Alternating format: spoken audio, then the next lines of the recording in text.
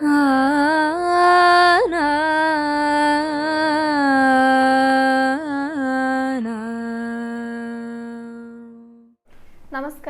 Guruvayur devotees ഓൺലൈനിലേക്ക് ഏവർക്കും സ്വാഗതം. സർവം കൃഷ്ണമയം. കൃഷ്ണായ വാസുദേവായ ദേവകീ നന്ദനായ ച നന്ദഗോപകുമാരായ ഗോവിന്ദായ നമോ നമഃ. ഇന്നത്തെ വീഡിയോയിലെ നമ്മൾ ആദ്യം പറയുന്നത് ഭഗവാന്റെ ഇന്നലത്തെ അലങ്കാരത്തെക്കുറിച്ചാണ് കേട്ടോ. അതുകൂടാതെ ഒരു കഥ കൂടെ പറയുന്നുണ്ട്. മുൻപ് നമ്മൾ ഭഗവാന്റെ വിവാഹത്തെക്കുറിച്ച് പറഞ്ഞിട്ടുണ്ടായിരുന്നു. ഇന്നലെ സുഭദ്രയുടെ വിവാഹമാണ് പറഞ്ഞത്. ഇന്നും ഒരു വിവാഹം തന്നെയാണ് കേട്ടോ പറയാനായിട്ട് പോകുന്നത്. അതിൻ്റെ കൂടെ തന്നെ ഗുരുനിന്ദ പാപമാണ് എന്നും കൂടെ ഭഗവാൻ നമ്മളെ ഓർമ്മിപ്പിക്കുന്നുണ്ട്. ഗുരുവിൻ്റെ അനുഗ്രഹം ഉണ്ടെങ്കിൽ മാത്രമേ നമുക്ക് ജീവിതത്തിൽ മുന്നേറാനായിട്ട് സാധിക്കൂ. അപ്പോൾ അതിൻ്റെ ഒരു ആവശ്യകതയെ കുറിച്ചിട്ട് ഭഗവാൻ നമുക്ക് പറഞ്ഞു തരുന്ന ഒരു കഥ കൂടിയാണ് കേട്ടോ ഇന്ന് പറയുന്നത്. അപ്പോൾ അതെല്ലാം കേൾക്കാനായിട്ട് വീഡിയോ മുഴുവനായിട്ട് കാണാൻ ശ്രമിക്കുക. ആദ്യം തന്നെ നമുക്ക് നമ്മുടെ ഭഗവാന്റെ ഇന്നലത്തെ അലങ്കാരം പറഞ്ഞുകൊണ്ട് തുടങ്ങാം കേട്ടോ. ഇന്നലെ നമ്മുടെ ഗുരുവായൂരപ്പനെ ഒരു കുഞ്ഞുണ്ണികൃഷ്ണനായിട്ടായിരുന്നു ഇത്ര ചാർത്തിയിട്ടുണ്ടായിരുന്നത്. രണ്ട് കാലുകളും ഇങ്ങനെ പിണച്ചു വെച്ചുകൊണ്ട് ആ പൊന്നോടക്കുഴലെടുത്ത് വേണു ഊതാനായിട്ട് നിൽക്കുന്ന മുരളീധരനായിട്ടാണ് ചാർത്തിയിട്ട്. ഇതിന് മുന്നത്തെ ദിവസവും അതേപോലത്തെ അലങ്കാരം തന്നെയായിരുന്നു. അപ്പോൾ 2 ദിവസം ഒരേപോലെയാണ് ഭഗവാൻ ശ്രീലകത്തുണ്ടായിരുന്നു കേട്ടോ. മുരളീധരനായിട്ട് ഒരു കുഞ്ഞുണ്ണികൃഷ്ണനായിട്ട് ആടയാഭരണങ്ങളൊക്കെ അണിഞ്ഞിട്ട് നല്ല ഭംഗിയായിട്ട് അലങ്കരിച്ചിട്ടുണ്ടെന്ന് പറഞ്ഞു യശോദാമ്മ. അത്രയും സുന്ദരനായിട്ടുള്ള ഒരു കുഞ്ഞികൃഷ്ണനായിട്ട് മുരളീധരനായിട്ടായിരുന്നു ഇന്നലത്തെ നമ്മുടെ ഭഗവാന്റെ അലങ്കാരം ഉണ്ടായിരുന്നത്. അപ്പോൾ എല്ലാവരും നമ്മുടെ മനസ്സിൽ ആ ഭഗവാന്റെ രൂപം നന്നായി ഒന്ന് ധ്യാനിച്ചിട്ട് നന്നായി തൊഴുതു പ്രാർത്ഥിച്ചോളൂ കേട്ടോ. എല്ലാവരും ഭഗവാനെ ഒന്ന് നമസ്കരിച്ചോളൂ. ഗുരുവായൂരപ്പ ശരണം എന്നൊന്ന് കമൻറ്റ് ബോക്സിൽ രേഖപ്പെടുത്തിക്കോളൂ. ഇനി നമുക്ക് കഥയിലേക്ക് കിടക്കാം കേട്ടോ. ഇന്ന് പറയാൻ പോകുന്നത് ഭഗവാന്റെ മക്കളുടെ വിവാഹമാണ്. പ്രദ്യുമ്നന്റെ വിവാഹമാണ് ആദ്യം പറയുന്നത് കേട്ടോ. പ്രദ്യുമ്നൻ ഭഗവാന്റെയും രുക്മിണിയുടെയും ആദ്യത്തെ പുത്രനാണ്. അപ്പോൾ ഈ കുഞ്ഞുണ്ടായി കഴിഞ്ഞിട്ട് 10 ദിവസത്തിനുള്ളിൽ 2-3 ദിവസം ആകുമ്പോഴേക്കും ഈ കുഞ്ഞിനെ ശംബരാസുരൻ കൊണ്ടുപോയിട്ട് എന്താ ചെയ്തെന്നറിയോ? കടലിൽ എറിഞ്ഞു, സമുദ്രത്തിൽ എറിഞ്ഞു. അപ്പോൾ അവിടെ നിന്ന് ഒരു മത്സ്യം ഈ കുഞ്ഞിനെ വിഴുങ്ങി. എന്നിട്ട് തിരികെ പിന്നെയും ഇത് കൊട്ടാരത്തിൽ എത്തിയിട്ടോ. ഒരാൾ കൊണ്ടുവന്ന് കൊടുക്കുകയാണ് രാജാവിനെ. അങ്ങനെ അടുക്കളയിൽ വെച്ചിട്ട് അവിടെ മായാവതി എന്ന് പറഞ്ഞിട്ട് അവിടുത്തെ ജോലികളൊക്കെ ചെയ്യുന്ന ഒരു സ്ത്രീ ഉണ്ടായിരുന്നു. ആ സ്ത്രീയാണ് ഈ മത്സ്യത്തിനെ മുറിച്ചപ്പോൾ അതിനുള്ളിൽ നിന്ന് ഈ കുഞ്ഞിനെ കിട്ടുന്നത്. അങ്ങനെ കുഞ്ഞിനെ നല്ല രീതിയിൽ വളർത്തുന്നുണ്ട്. ആയോധന കലകളൊക്കെ നന്നായി പരിശീലിപ്പിക്കുന്നുണ്ട്. അങ്ങനെ വളർന്നു കഴിഞ്ഞപ്പോൾ ഈ സ്ത്രീയുടെ മറ്റും ഭാവമൊക്കെ ഒന്ന് മാറി കേട്ടോ. അപ്പോൾ പ്രദ്യുമ്നൻ ചോദിച്ചു, എന്താ എന്നോട് ഇങ്ങനെയൊക്കെ പെരുമാറണമെന്ന് ചോദിച്ചപ്പോൾ ഈ സ്ത്രീ പറഞ്ഞു, ഇത് യഥാർത്ഥത്തിലെ രതിദേവിയായിരുന്നു. അതായത് കാമദേവന്റെ പത്നിയായിട്ടുള്ള രതിയായിരുന്നു ഈ മായാവതിയായിട്ട് വന്നിട്ടുണ്ടായിരുന്നു കേട്ടോ, അവതാരമായിട്ട് വന്നിട്ടുണ്ടായിരുന്നേ. ഈ പ്രദ്യുമ്നനാകട്ടെ കാമദേവന്റെ അവതാരമാണ്. കാമദേവന്റെ അംശാവതാരമായിട്ടാണ് പ്രദ്യുമ്നൻ ജനിച്ചിട്ടുണ്ടായിരുന്നത്. അപ്പൊ അത് ഈ മായാവതിക്ക് രതിക്ക് മനസ്സിലായി. അങ്ങനെ പറഞ്ഞു കൊടുക്കുകയാണ്.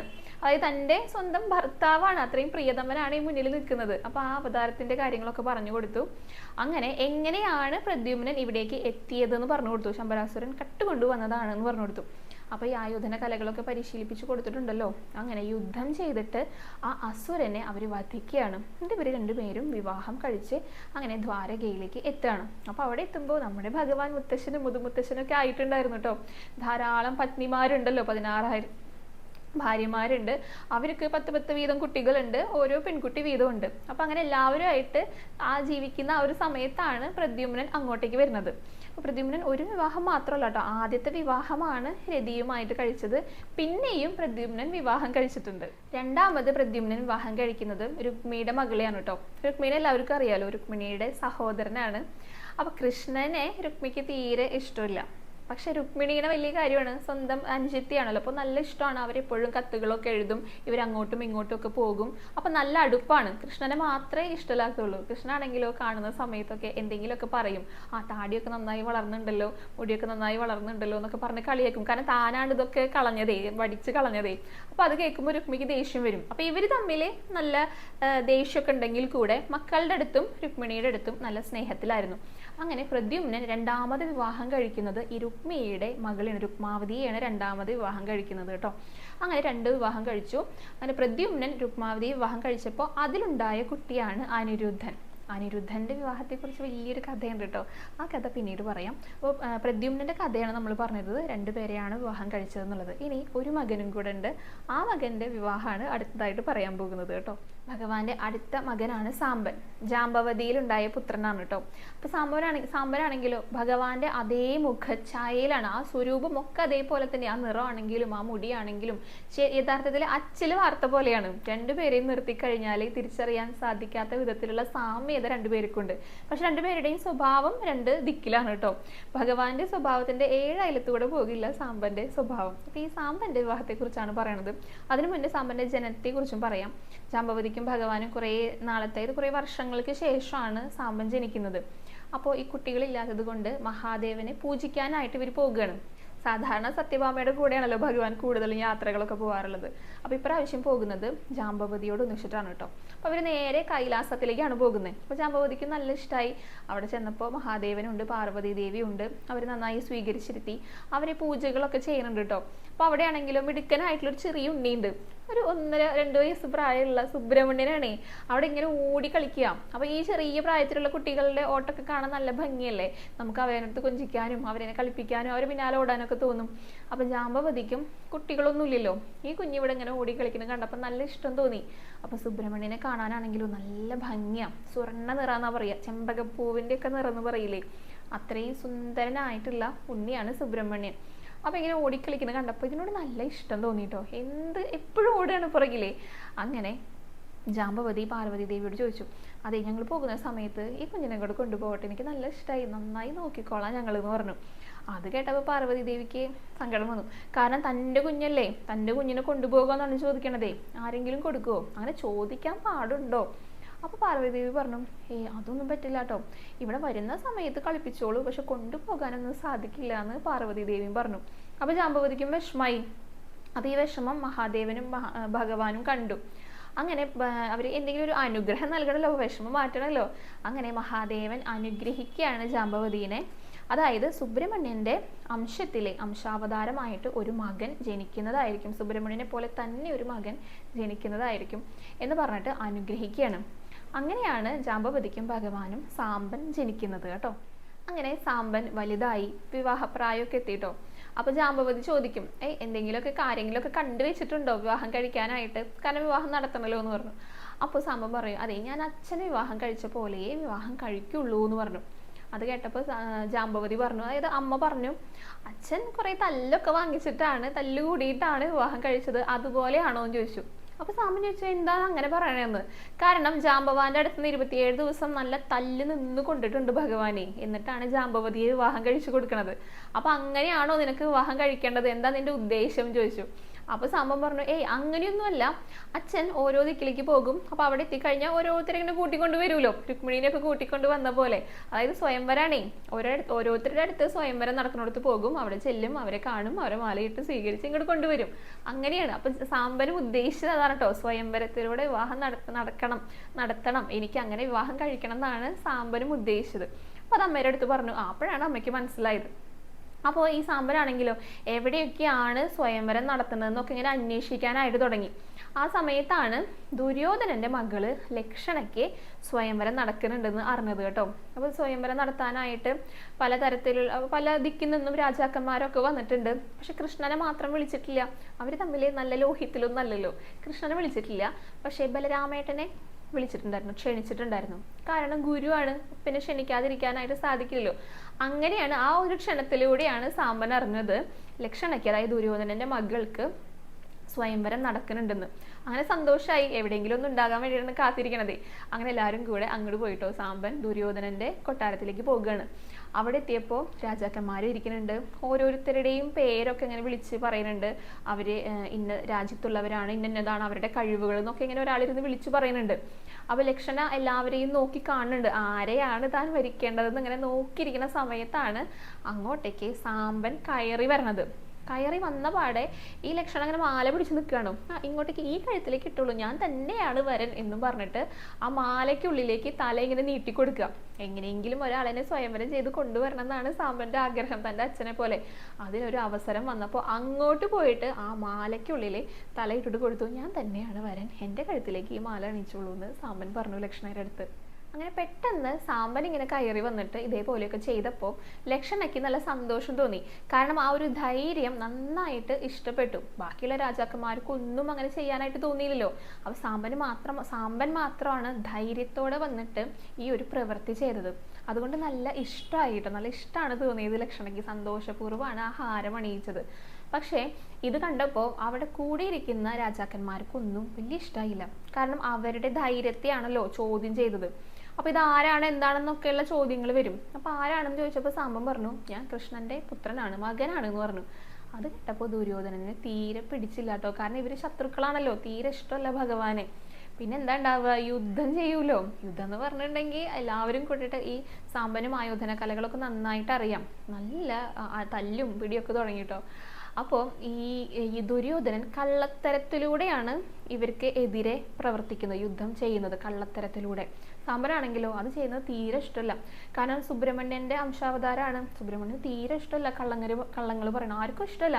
ഇപ്പൊ നമ്മളിപ്പോ ഒരു 10 നാമം ചൊല്ലിയിട്ട് 100 എണ്ണം ചൊല്ലി എന്ന് പറഞ്ഞു കഴിഞ്ഞാൽ അത് കള്ളത്തരായില്ലേ. അങ്ങനെ ചൊല്ലരുതെന്നാ പറയാ. അതുപോലെ ഏകാദശി എടുത്തുണ്ടോ എന്ന് ചോദിക്കും, ഞാൻ എടുത്തിട്ടുണ്ടെന്ന് പറയും. മൂക്കുമുട്ട ഭക്ഷണം കഴിച്ചിട്ടാവും ഇരിക്കുന്നുണ്ടാവുക കേട്ടാ. എന്നാലും നമ്മളല്ല ചിലർ പറയാ ഏകാദശി എടുത്തിട്ടുണ്ടെന്നാ. അപ്പൊ അങ്ങനെ ഒരിക്കലും കള്ളങ്ങൾ പറയരുതെന്നാ പറയാ. അപ്പൊ അത് സാമ്പനും ഒട്ടും ഇഷ്ടമായില്ല. പോരാത്തതിന് ലക്ഷണം അടുത്ത് നിന്നിട്ട് ഞാൻ പറയുന്നുണ്ട്, അച്ഛനാണ് കേട്ടോ, അച്ഛനാണ്, അധികം തല്ലരുത്, സൂക്ഷിച്ചു തല്ലണം എന്നൊക്കെയാണ് ലക്ഷണയും പറയണത്. അങ്ങനെ സാമ്പൻ ഒന്ന് ഒതുങ്ങി. ആ സമയത്ത് ദുര്യോധനൻ എന്ത് ചെയ്തു, സാമ്പനെയും ഈ ലക്ഷണനെയും പിടിച്ചിട്ട് ജയിലിലടച്ചു, തുറുങ്കിലടച്ചു. അങ്ങനെ കുറച്ച് ദിവസങ്ങളൊക്കെ കഴിഞ്ഞു. അപ്പോൾ അങ്ങനെ ഒരിക്കൽ നാരദരെ ഭഗവാന്റെ അടുത്തേക്ക് എത്തിയിട്ടോ. എന്നിട്ട് ചോദിച്ചു, അതേ സാമ്പൻ എവിടെയാണെന്ന് അറിയുമോ ചോദിച്ചു. അപ്പൊ ഭഗവാൻ പറഞ്ഞു, ഇത്രയും 16,000 ഭാര്യമാരുണ്ട്, അവരുടെ കുട്ടികളുണ്ട്, അവരുടെ കാര്യങ്ങൾ തന്നെ ചിന്തിക്കാനായിട്ട് സമയമില്ല. ഈ ഭാര്യമാരുടെ പേരുകൾ ഒരു തവണ തന്നെ പറഞ്ഞെടുക്കാനായിട്ട് 16 തവണ സഹസ്രനാമം ചൊല്ലുന്ന അത്രയും സമയം എടുക്കും. അപ്പൊ പിന്നെ കുട്ടികളുടെ കാര്യം അന്വേഷിക്കാൻ പോലും എനിക്ക് നേരം കിട്ടണില്ല. അല്ല സാമന എവിടെയാ, അങ്ങേക്ക് അറിയോ നാരദരെയും ചോദിച്ചു. അപ്പൊ നാരദർ പറഞ്ഞു, അദ്ദേഹം ഇപ്പോൾ ദുര്യോധനന്റെ തുറുങ്കിലടച്ചിരിക്കുകയെന്ന് പറഞ്ഞിട്ടോ. ദുര്യോധനന്റെ രാജ്യത്ത് പോയിട്ട് ലക്ഷണനെ വിവാഹം കഴിച്ചു. എന്നിട്ട് ഇങ്ങനെയുള്ള കാര്യങ്ങളൊക്കെ ഉണ്ടായി. ആ കഥയൊക്കെ പറഞ്ഞു കൊടുത്തു. ഇപ്പോൾ തുറുങ്കിൽ കിടക്കുകയാണ് രണ്ടാളെന്ന് പറഞ്ഞു. അപ്പോഴാണ് ഭഗവാന് മനസ്സിലാവുന്നത്, അയ്യോ അങ്ങനെ ഉണ്ടായോ, എന്നാ ഇപ്പൊ തന്നെ പോകാം ദുര്യോധനന്റെ അടുത്തേക്ക്, ഇപ്പൊ തന്നെ തല്ലിക്കൊല്ലാം എന്ന് പറഞ്ഞിട്ട് സൈന്യം ഒരുക്കുകയാണ് ഭഗവാൻ. അപ്പോൾ ഈ ബലരാമേട്ടൻ ആ സമയത്ത് ഉണ്ടായിരുന്നില്ല കേട്ടോ, ഒരു തീർത്ഥയാത്രയ്ക്കൊക്കെ പോയിട്ട് വരികയാണ്. അപ്പോഴാണ് ഭഗവാൻ ഈ ഒരുക്കങ്ങളൊക്കെ നടത്തുന്നത് കാണുന്നത്. ബലരാമേട്ടനാണ് സർവ്വസൈന്യാധിപൻ. ബലരാമേട്ടൻ ഇല്ലാതെ ഭഗവാൻ എങ്ങോട്ടേക്കും പോകില്ല.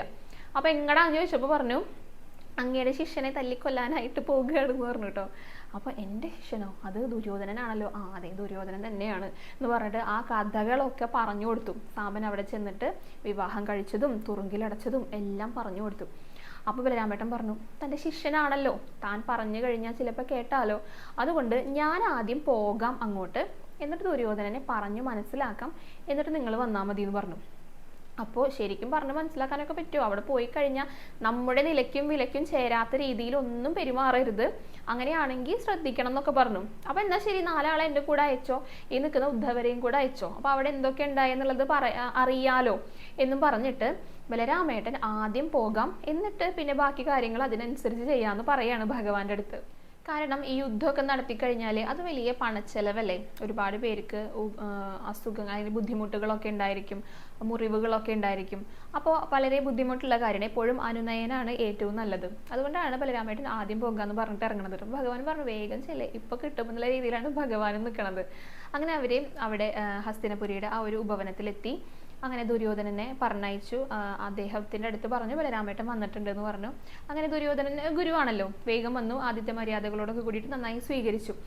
അങ്ങനെ ഞാൻ പറഞ്ഞു, എനിക്ക് സന്തോഷമൊക്കെ ആയി. ബലരാമേട്ടൻ പറയുകയാണ്, എനിക്ക് സന്തോഷമൊക്കെ ആയി, പക്ഷെ ഞാൻ അതിന് വേണ്ടിയിട്ടല്ല വന്നത്, വേറൊരു കാര്യം സംസാരിക്കാനാണ് വന്നത് എന്ന് പറഞ്ഞു.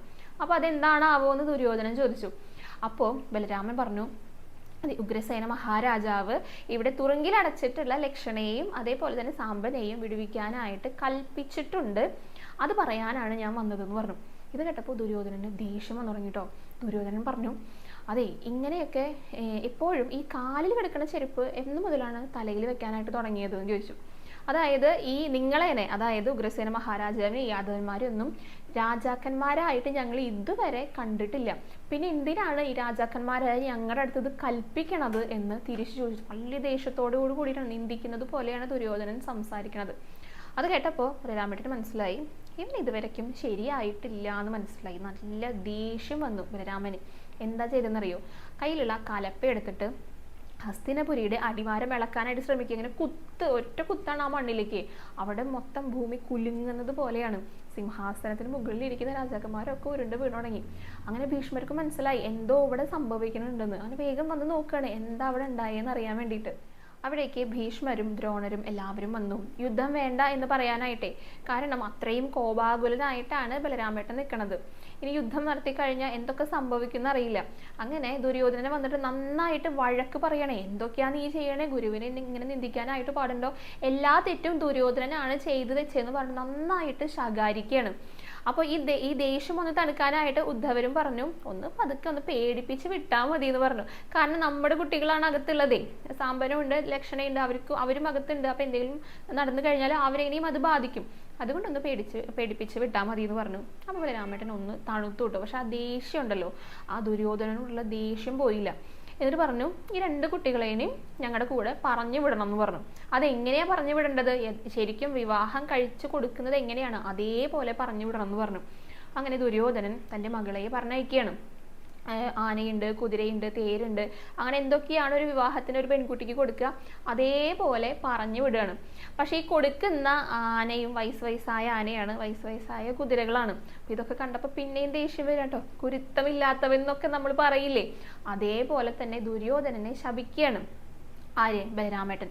അത് കേട്ടപ്പോൾ ഭഗവാനെ കുറച്ചും കൂടെ സന്തോഷം തോന്നിട്ടോ. കാരണം ഗുരുക്കന്മാരുടെ അനുഗ്രഹം ഉണ്ടെങ്കിൽ അവരെ നമുക്ക് ഏത് വിധേനയും തോൽപ്പിക്കാനായിട്ട് സാധിക്കില്ല, അങ്ങനെയാ പറയാം. അപ്പൊ നേരെ തിരിച്ച് ചെയ്യിപ്പിക്കണല്ലോ. അങ്ങനെയുള്ള ഒരു സന്ദർഭം ആലോചിച്ചിരിക്കുന്ന സമയത്താണ് ഈ സാമ്പനായി തന്നെ അങ്ങനെ ഒരു സന്ദർഭം ലഭിച്ചത്. അപ്പൊ പിന്നെ അങ്ങനെ തന്നെ ആകട്ടെ എന്ന് വിചാരിച്ചു. അപ്പൊ ആ ഗുരുനിന്ദ അവിടെ സംഭവിച്ചു. ഇനിയിപ്പോ കുരുക്ഷേത്ര യുദ്ധമൊക്കെ ഇങ്ങനെ മുട്ടി നിൽക്കുന്ന സമയമാണേ. അപ്പൊ അവരെ തോൽപ്പിക്കാനായിട്ട് ഒരു സാഹചര്യം വന്നപ്പോ അതിന് ഭഗവാൻ അത് ഒരുക്കി കൊടുത്തു. അപ്പൊ അങ്ങനെയാണ് ആ ഒരു ബലരാമേട്ടനെ ദുര്യോധനനോട് ദേഷ്യം വന്നത്, കുരുത്തമില്ലാത്തവൻ എന്ന് അദ്ദേഹത്തിന്റെ വായിൽ നിന്ന് വീഴുന്നത്. അപ്പൊ ഈ വയസ്സായ ആനേനെയും വയസ്സായ കുതിരേനെയും ഒക്കെയാണല്ലോ പറഞ്ഞയക്കണത്. അപ്പൊ ഭഗവാൻ തന്നെ അത് കണ്ടിട്ട് മനസ്സിലിങ്ങനെ വിചാരിക്കുന്നുണ്ട്, ഞാൻ നോക്കിക്കോളാം, കുറച്ച് കഴിഞ്ഞിട്ടുണ്ടെങ്കിൽ നീ സൈന്യത്തിന് ചോദിച്ച് എൻ്റെ അടുത്തേക്ക് വരും, അപ്പൊ ഇതിനെയൊക്കെ ഞാൻ തിരികെ തന്നോളാന്ന് ഭഗവാനും ഇങ്ങനെ മനസ്സിൽ വിചാരിച്ചു. അങ്ങനെ അവരെല്ലാവരും ദ്വാരകയിലേക്ക് തിരിച്ചെത്തി. അപ്പൊ ഭഗവാൻ രാമേട്ടനോട് ചോദിക്കുന്നുണ്ട്, എങ്ങനെയുണ്ട് ശിഷ്യൻ, നന്നായി സ്വീകരിച്ചില്ലേ എന്നൊക്കെ ചോദിച്ചപ്പോൾ നന്നായി സ്വീകരിച്ചു എന്ന് പറഞ്ഞിട്ട് ഈ കാര്യങ്ങളൊക്കെ പറഞ്ഞു കൊടുത്തു. അതായത് തീരെ കുരുത്തമില്ലാത്തവൻ തന്നെയാ പറയണേ. ദേഷ്യത്തോടു കൂടി പറഞ്ഞപ്പോൾ ഭഗവാൻ ഹാവൂ സമാധാനായി, ഇനി ഞാൻ ഏറ്റോളാന്ന് പറഞ്ഞു. അപ്പൊ രാമേട്ടന് ഇതൊക്കെ അറിയാട്ടോ. കാരണം ഗുരുവിന്റെ അനുഗ്രഹം ഉണ്ടെങ്കിലേ അവരെ ഒരിക്കലും നമുക്ക് തളർത്താനായിട്ട് സാധിക്കില്ല, അവർക്ക് മേലെ ഒരു വിജയം വരുത്താനായിട്ട് സാധിക്കില്ല.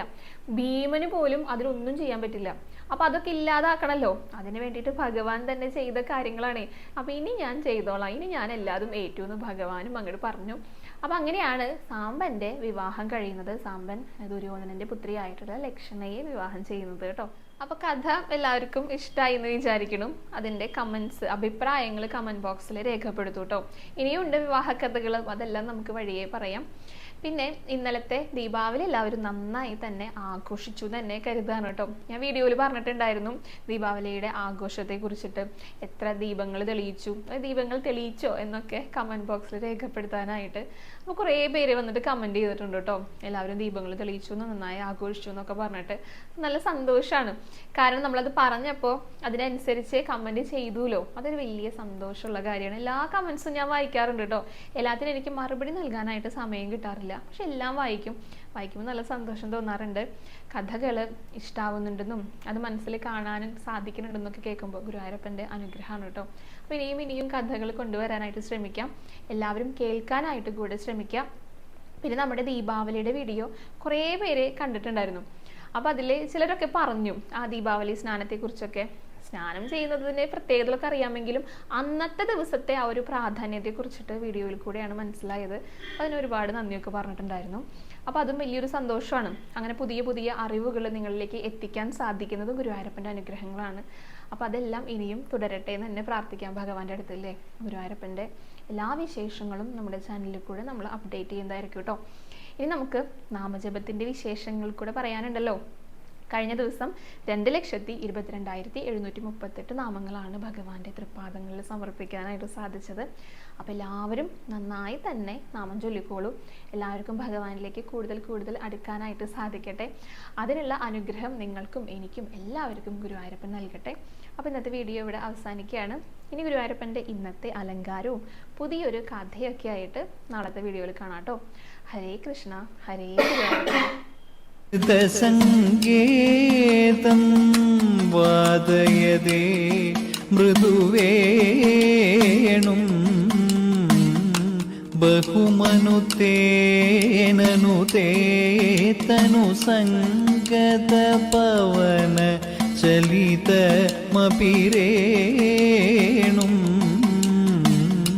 ധീരസമീരേ യമുനാതീരേ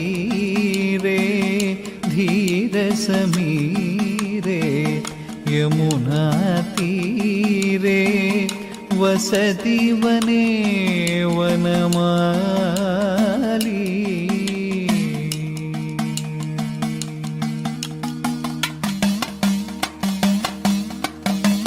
പദതി പദത്രേ വിചലതി പത്രേ ശങ്കിത ഭവതുഭയാ.